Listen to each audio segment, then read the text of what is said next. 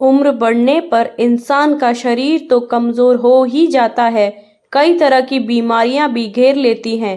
88 साल के हो चुके अखिल वर्मा के साथ भी कुछ ऐसा ही था।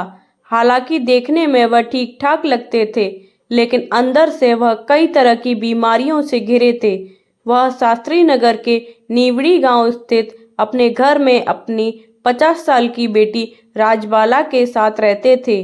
उसी मकान में उनके बेटे अजीत और विजय अपनी ज्वेलरी शॉप चलाते थे, लेकिन इन दोनों बेटों से उनका कोई लेना देना नहीं था। इसकी वजह यह थी कि उनका उनसे संपत्ति को लेकर विवाद चल रहा था। उनका छोटा बेटा अरविंद, जो उत्तरी पश्चिमी दिल्ली के शास्त्री विहार में रहता था, वही उनकी देखभाल के लिए रोज आता था। अरविंद सुबह ही पिता के पास पहुंच जाता और दिन भर उनकी देखभाल करता था। शाम 6-7 बजे वह घर लौट जाता था। कई सालों से उसका यही नियम बना हुआ था। एक दिन अरविंद सुबह करीब 9:30 बजे नीवड़ी गांव स्थित पिता के घर पहुंचा।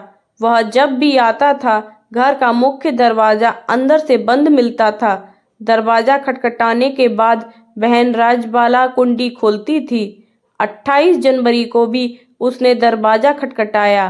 5 मिनट तक कुंडी नहीं खुली तो उसने दोबारा दरवाजा खटखटाया।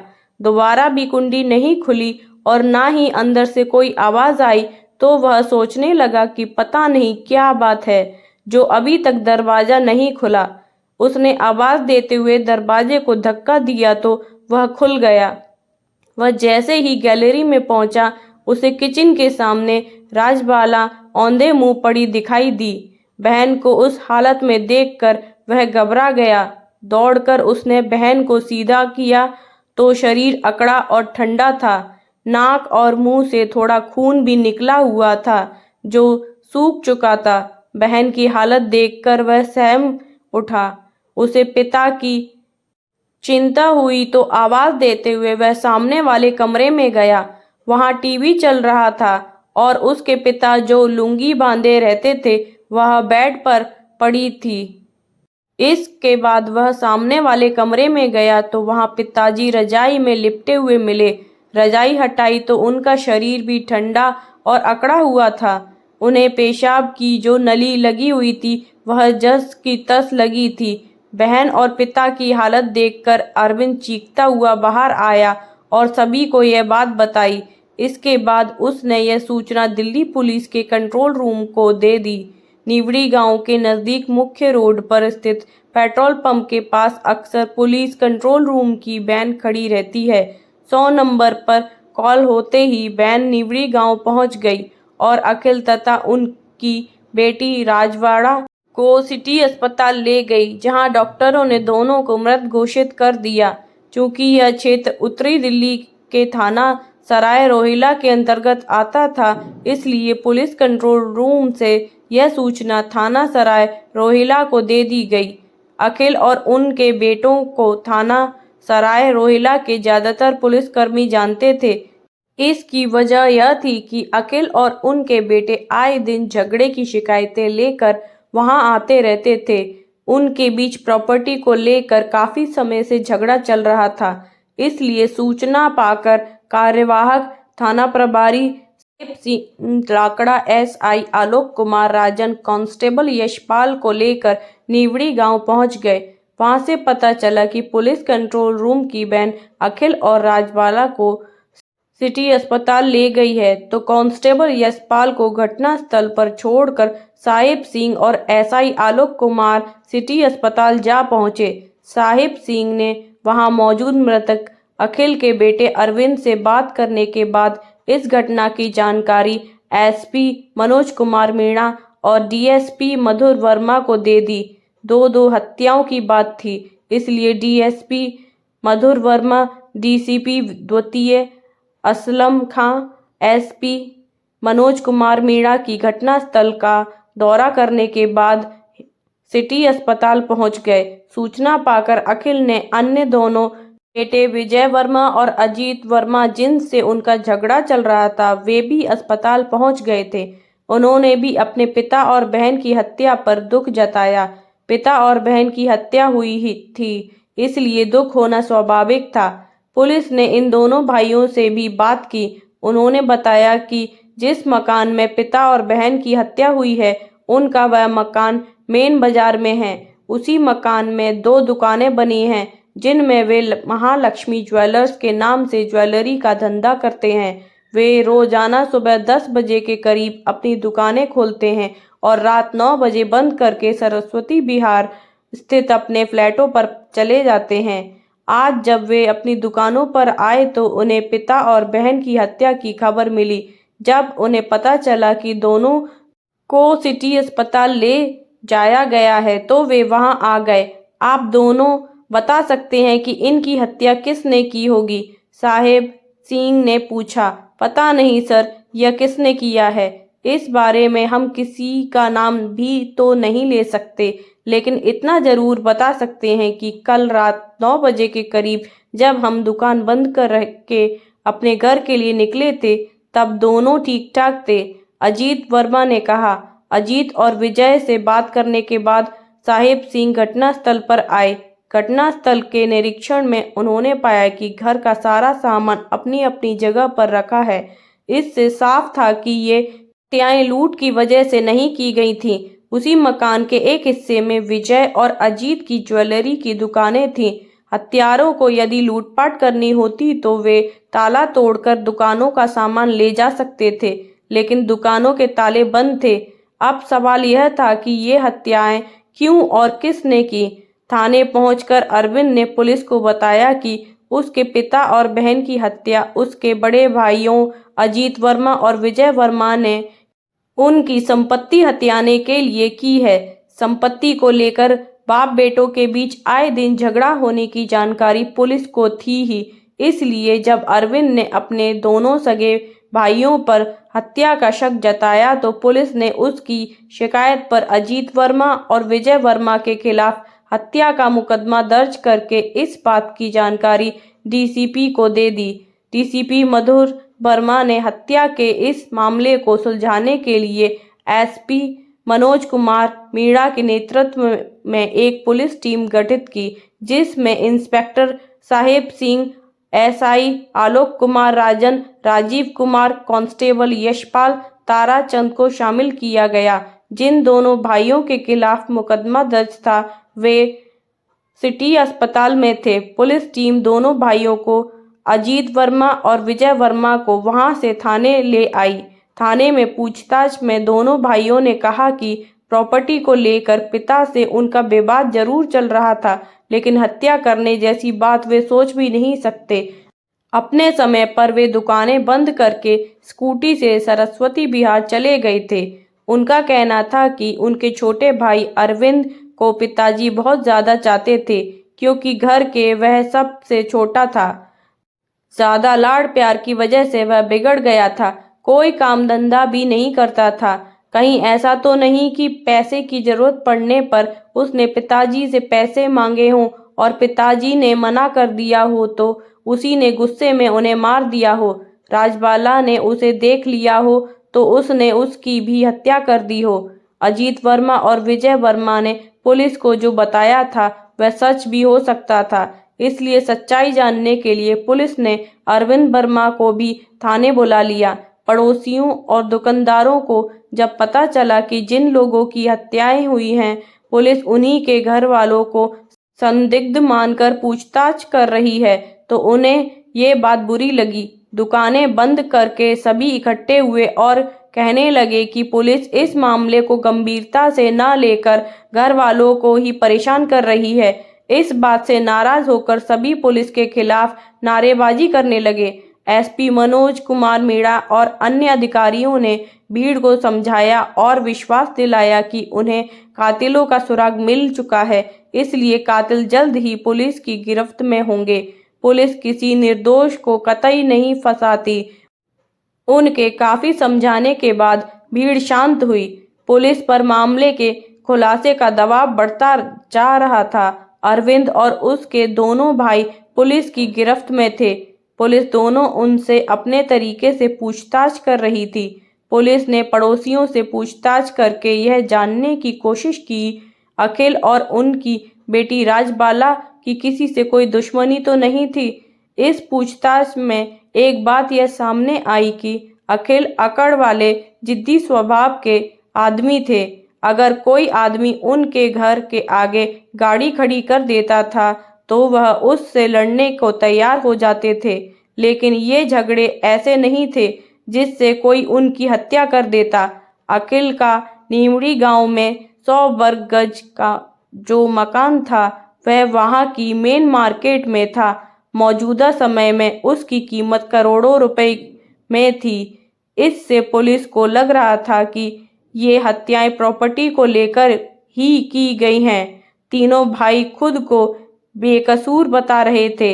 एसआई आलोक कुमार राजन जिस समय साहिब सिंह के सामने तीनों भाइयों से पूछताछ कर रहे थे, उसी समय इंद्रलोक चौकी से प्रभारी राजीव कुमार सीसीटीवी कैमरे की एक फुटेज लेकर आ गए। वह फुटेज अखिल के मकान के सामने स्थित एक ज्वेलर की दुकान के सामने लगे सीसीटीवी कैमरे की थी। पुलिस को उस फुटेज से पता चला कि अरविंद रोजाना सुबह 9-10 बजे के बीच पिता के पास आता था और शाम 7 साढ़े 7 बजे तक वहां रहता था और 7:30 बजे के करीब मकान के मुख्य दरवाजे से बाहर निकलता दिखाई दिया था। पूछताछ में अरविंद ने बताया भी यही था। उसी फुटेज में 8:30 बजे के करीब एक युवक अखिल के मकान के मुख्य दरवाजे से तेजी से निकलता दिखाई दिया। एचडी क्वालिटी के सीसीटीवी कैमरे की फुटेज में यह युवक साफ तौर पर घबराया हुआ दिख रहा था। उसके निकलने के कुछ देर बाद 2 लोग तेजी से उसी दरवाजे से निकले। वे दोनों हेलमेट लगाए हुए थे। पुलिस ने वह फुटेज अरविंद को दिखाई तो उसने उन लोगों को पहचान कर बताया कि हेलमेट लगाकर निकलने वाले उसके बड़े भाई अजीत और विजय हैं। उनसे पहले जो युवक भागता हुआ निकला था वह विजय का बेटा विकास है। अरविंद ने बताया कि विकास कभी कभी वहां आता था। घर से निकलते समय इतना घबराया हुआ क्यों था, यह बात उसकी समझ में नहीं आई। उस दिन अजीत और विजय घर के अंदर से हेलमेट लगाकर निकले थे, जबकि इससे पहले वे अपना हेलमेट हाथ में लेकर निकलते थे और स्कूटी पर बैठने के बाद हेलमेट लगाते थे। पुलिस ने वह फुटेज अजीत और विजय को दिखाई तो उन्होंने यह तो माना कि हेलमेट लगाए हुए वही घर से निकले थे, लेकिन उस दिन वे घर के अंदर से हेलमेट लगाकर क्यों निकले, इस बात का वे कोई उचित जवाब नहीं दे सके। पूछताछ के लिए पुलिस विजय के बेटे विकास को थाने ले आई। विकास को अलग ले जाकर जब उससे इस दोहरे हत्याकांड के बारे में सख्ती से पूछताछ की गई तो उसने सारी सच्चाई पुलिस को बता दी। उसने बताया कि उसी ने अपने पिता और चाचा के साथ मिलकर दादा और बुआ की हत्या की थी। बेटों द्वारा बाप और बहन के कत्ल की बात सुनकर पुलिस हैरान रह गई, क्योंकि एक बाप ने जिस तरह जी जान लगाकर अपने बेटों की परवरिश की थी, किसी लायक बनाया था, वही बेटे उनकी जान लेंगे ऐसा किसी ने सोचा भी नहीं था। खैर, केस खुल चुका था। अजीत और विजय जो अब तक पिता और बहन की हत्या पर घड़ियाली आंसू बहा रहे थे और खुद को बेकसूर बता रहे थे, उनकी हकीकत सामने आ चुकी थी। पुलिस ने उन दोनों के सामने विकास से पूछताछ की। उसने उनके सामने भी हत्या का खुलासा कर दिया। अब विजय और अजीत कैसे हत्या से मना कर सकते थे, लिहाजा उन्होंने भी स्वीकार कर लिया कि इस डबल मर्डर को उन्होंने ही अंजाम दिया था। उन्होंने बताया कि पिता और बहन ने उनके सामने ऐसे हालात खड़े कर दिए थे कि उनकी हत्या करने के अलावा उनके पास कोई दूसरा उपाय नहीं था। विकास, विजय और अजीत से पूछताछ के बाद अखिल और उनकी बेटी राजबाला की हत्या की जो कहानी सामने आई वह इस प्रकार थी। अखिल वर्मा मूल रूप से हरियाणा के जिला झज्जर के रहने वाले थे। सन 1950 के आसपास नौकरी की तलाश में वह दिल्ली आए तो सन 1953 में दिल्ली के एक सरकारी प्राइमरी स्कूल में उनकी नौकरी लग गई। इसके बाद वह अपनी पत्नी लक्ष्मी देवी को भी दिल्ली ले आए।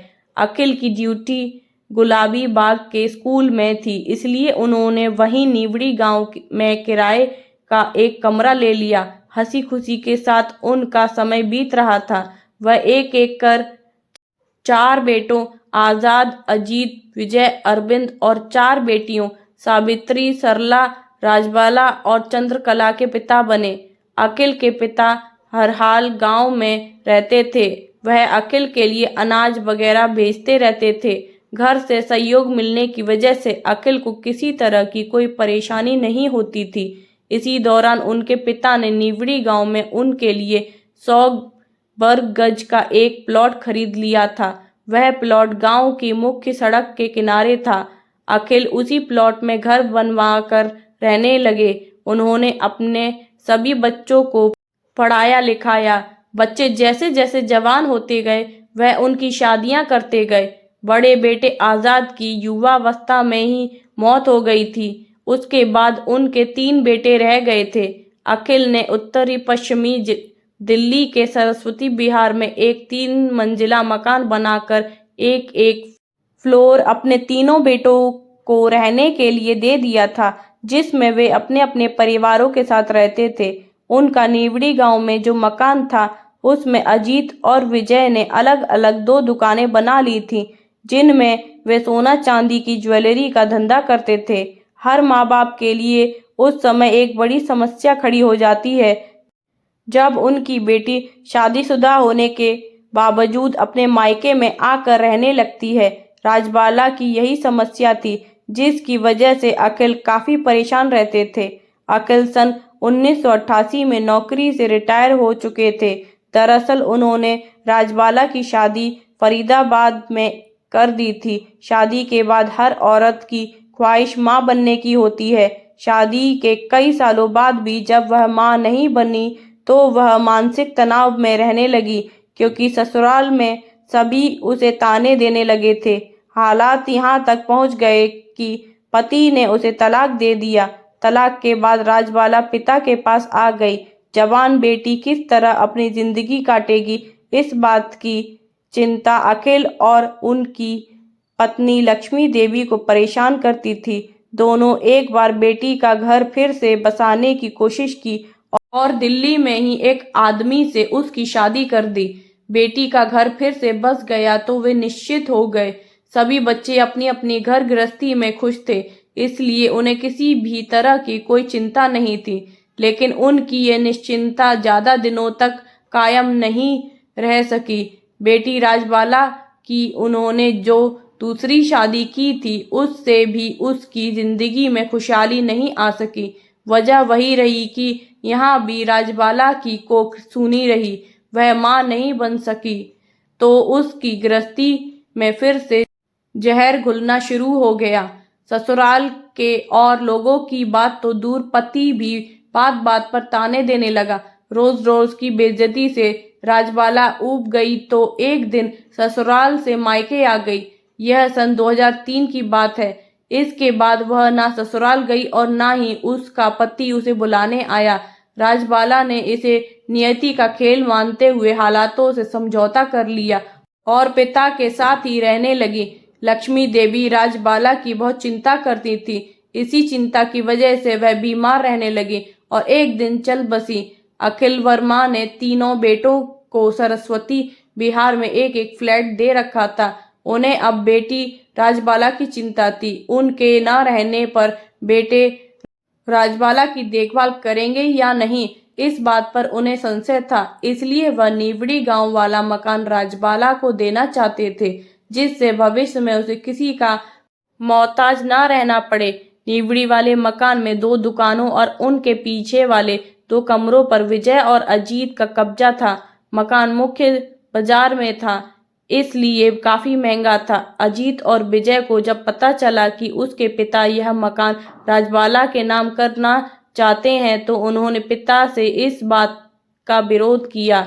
अखिल जिद्दी स्वभाव के थे ही उन्होंने साफ कह दिया कि यह मकान उनका है, इसलिए वह इसे किसे देते हैं यह उनकी मर्जी। पिता के इस 2 टूक जवाब से दोनों भाइयों को लगा कि अगर उन्होंने मकान दूसरे के नाम कर दिया तो उनके हाथ से दुकानें निकल जाएंगी। तब वे सड़क पर आ जाएंगे। उन्होंने पिता की बात का जमकर विरोध किया और यहाँ तक कह दिया कि वे किसी भी हालत में यह घर किसी दूसरे के नाम नहीं करने देंगे। इस बात को लेकर बाप बेटों के बीच आए दिन झगड़ा होने लगा। इस झगड़े से परिवार दो हिस्सों में बंट गया। एक तरफ अजीत और विजय थे तो दूसरी तरफ अखिल, उनकी बेटी राजबाला और बेटा अरविंद। दोनों ही अपनी अपनी जिद पर अड़े थे। अखिल ने भी ठान लिया था कि जो औलाद उनकी बात नहीं मान रही उसे वह अपनी जायदाद से फूटी कौड़ी नहीं देंगे। उन्होंने दोनों बेटों से अपनी दुकानें खाली करने को कह दिया, लेकिन वे दुकानें खाली करने को तैयार नहीं थे। तब अखिल ने दिल्ली उच्च न्यायालय की शरण ली। अजीत और विजय ने न्यायालय में अपना पक्ष रखते हुए कहा कि चूंकि वे अखिल वर्मा की जायज औलाद हैं, इसलिए इस पैतृक संपत्ति पर उनका भी अधिकार है। जबकि अखिल ने कहा था कि यह संपत्ति पैतृक नहीं है, इसे उन्होंने खुद खरीदा है, इसलिए इस संपत्ति पर वे अपना अधिकार नहीं जता सकते। अदालत ने फैसला सुनाया कि जिन दुकानों का अजीत और विजय उपयोग कर रहे हैं, हर महीने वे 1,500 रुपए किराए के रूप में अखिल को दें। ये बात करीब 9 साल पहले की है। इसी आदेश पर दोनों भाई पिता को निर्धारित धनराशि देते रहे। विजय और अजीत ने अपनी दुकानों के पीछे बने कमरों में चांदी के सिक्के बनाने की मशीन लगवा ली थी।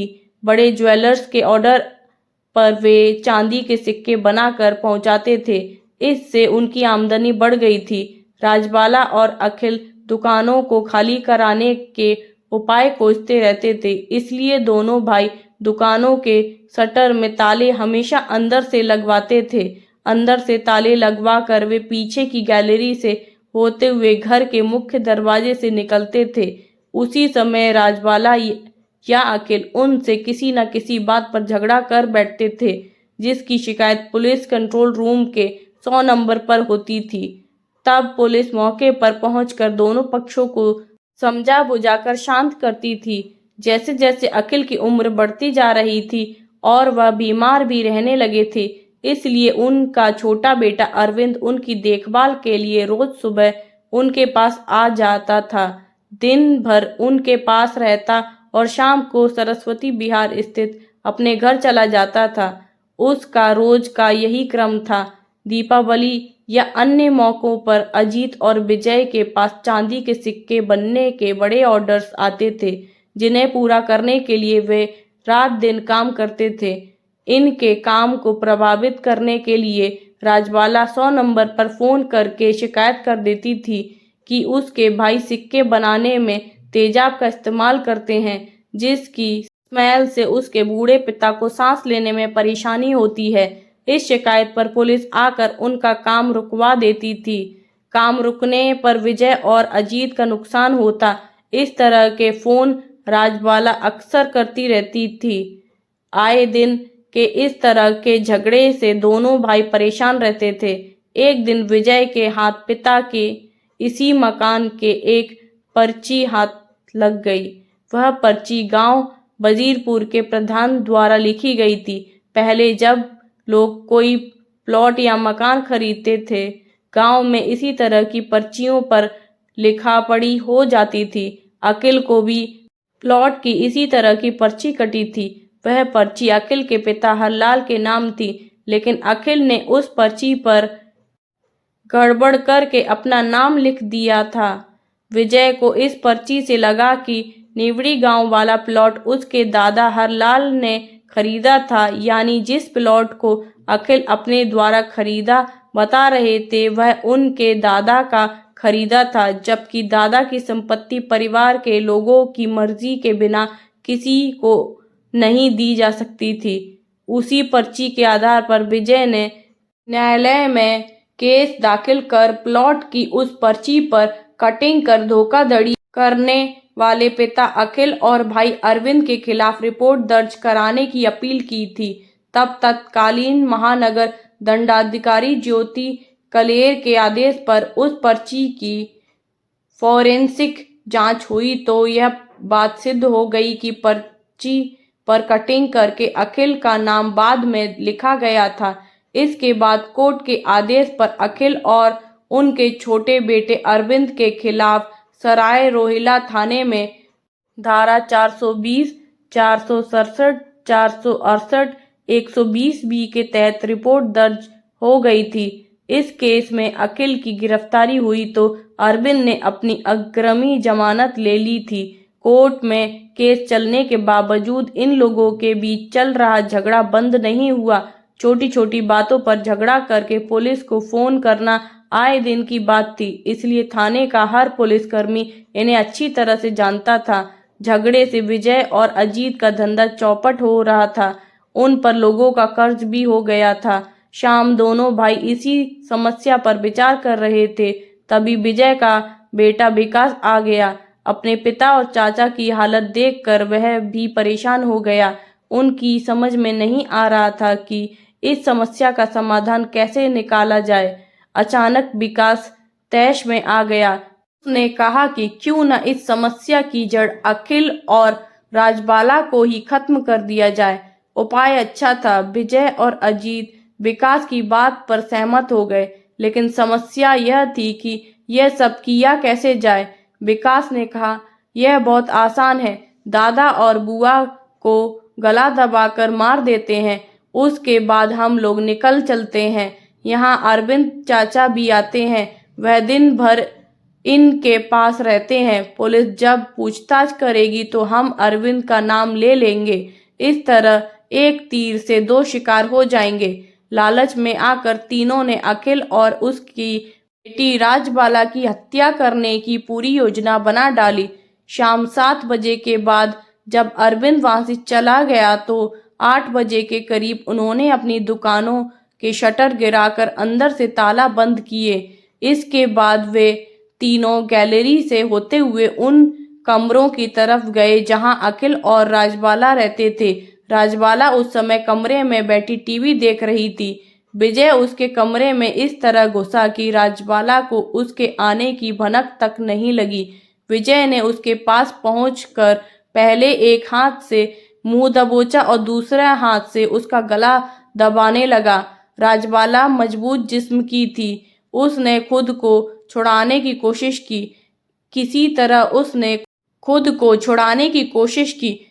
तरह उसने खुद को छुड़ा भी लिया। वह कमरे से निकलकर बाहर के दरवाजे की ओर भागी तो विजय ने उसे पकड़कर गिरा दिया और दोनों हाथों से गला घोंट दिया। अजीत और विकास उस कमरे में गए जिसमें अखिल सोते थे। अखिल उस समय रजाई ओढ़े सो रहे थे। आते ही विकास ने अखिल का मुंह वहां पड़ी धोती से दबाया तो अखिल जाग गए। उन्होंने अपना बचाव करते हुए विकास को गाल पर एक चांटा मारा तो विकास की पकड़ ढीली पड़ गई। तभी अजीत ने विकास को हटाकर खुद पिता का मुंह और नाक हाथ से दबा दिया। अखिल तड़पने लगे तो विकास ने उनके पैर दबोच लिए। कुछ देर में उनका शरीर ढीला पड़ गया तो उन्होंने उनकी लाश रजाई से लपेट दी। उन्हें उम्मीद थी कि मकान के मुकदमे से जुड़े कागजात घर में रखी सेफ में रखे होंगे, इसलिए वे चाबी तलाशने लगे। राजबाला के कमरे में उन्हें एक बैग मिला जिसमें उन्हें अलमारी की चाबी मिल गई। यह चाबी विजय ने अपने पास रख ली। दोनों हत्याएं करने के बाद पहले विकास निकला। वह घबराया हुआ इधर उधर यह देख रहा था कि उसे घर से निकलते कोई देख तो नहीं रहा। इसके कुछ देर बाद सिर पर हेलमेट लगाकर विजय और अजीत निकले। जाते समय वे दरवाजे को फिड़ा गए थे। तीनों ने यही सोचा था कि घर से निकलते हुए उन्हें किसी ने नहीं देखा, लेकिन उनके घर के सामने ज्वेलर्स की दुकान के बाहर उच्च क्वालिटी के लगे सीसीटीवी कैमरे ने देख लिया था। यह शायद उन्हें पता नहीं चला। विकास मेट्रो से तो विजय और अजीत अपनी एक्टिवा से सरस्वती विहार स्थित अपने फ्लैटों पर चले गए थे। तीनों यही सोच रहे थे कि उन पर किसी को शक नहीं होगा, लेकिन उनकी हकीकत कैमरे के सामने आ गई थी। पुलिस ने विजय, अजीत और विकास से पूछताछ कर उन्हें न्यायालय में महानगर दंडाधिकारी अजय कुमार मलिक के समक्ष पेश कर 2 दिन के पुलिस रिमांड पर लिया। पुलिस ने सेफ की चाबी व अन्य सबूत इकट्ठे कर उन्हें फिर से उन्हीं की अदालत में पेश किया। जहां से सभी को न्यायिक हिरासत में भेज दिया गया। फ्रेंड्स, आपको ये स्टोरी पसंद आई हो तो चैनल को लाइक एंड सब्सक्राइब ज़रूर करें। Thank you.